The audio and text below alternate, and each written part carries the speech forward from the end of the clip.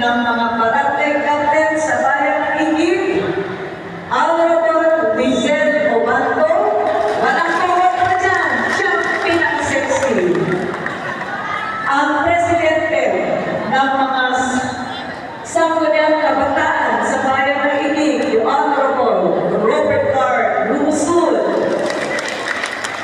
Our department heads, the 23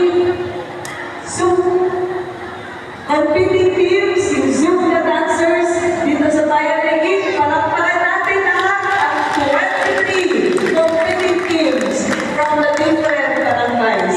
Isang pasigabong palakpakan para sa kanilang lahat. Mahina, o dito, palakpakan natin ang ating mga Zumba dancers. O dito, palakpakan natin ang ating mga Zumba dancers.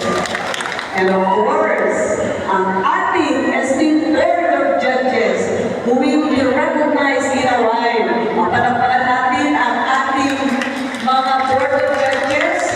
At this point, gusto ko lang magpasalamat sa kanila for joining us.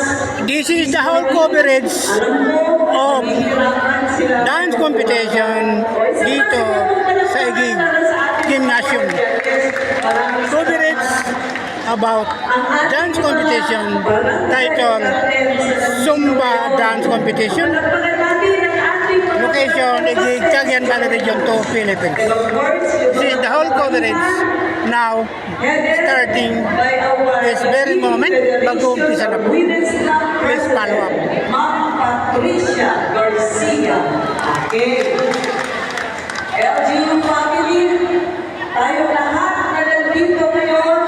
Good morning, Bayang Igig.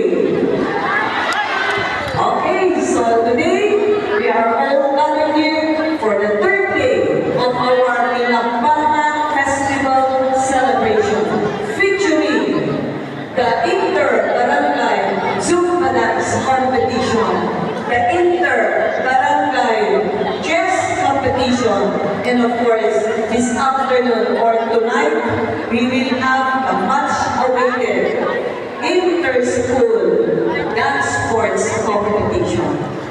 So, Okay. Saturday, Besides dance competition, mayroon din ng chess competition at saka inter-barangay competition.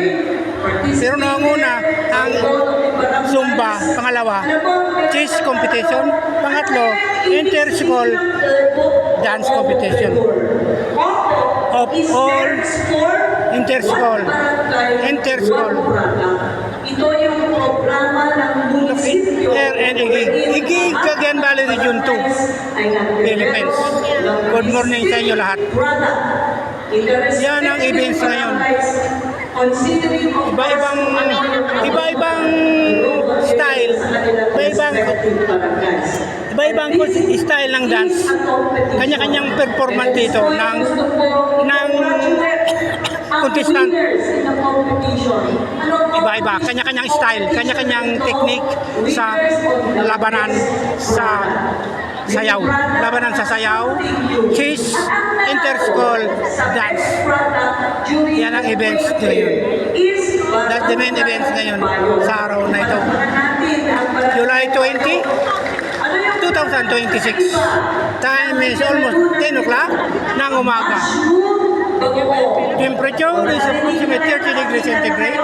Maganda ang panahon. Something different. Hindi lang yun. Mushroom chips. At saka mushroom siomai. O nakapigil na kayo? Hindi pa. So this is something new. Something different. So sila ang nanalo during the contest.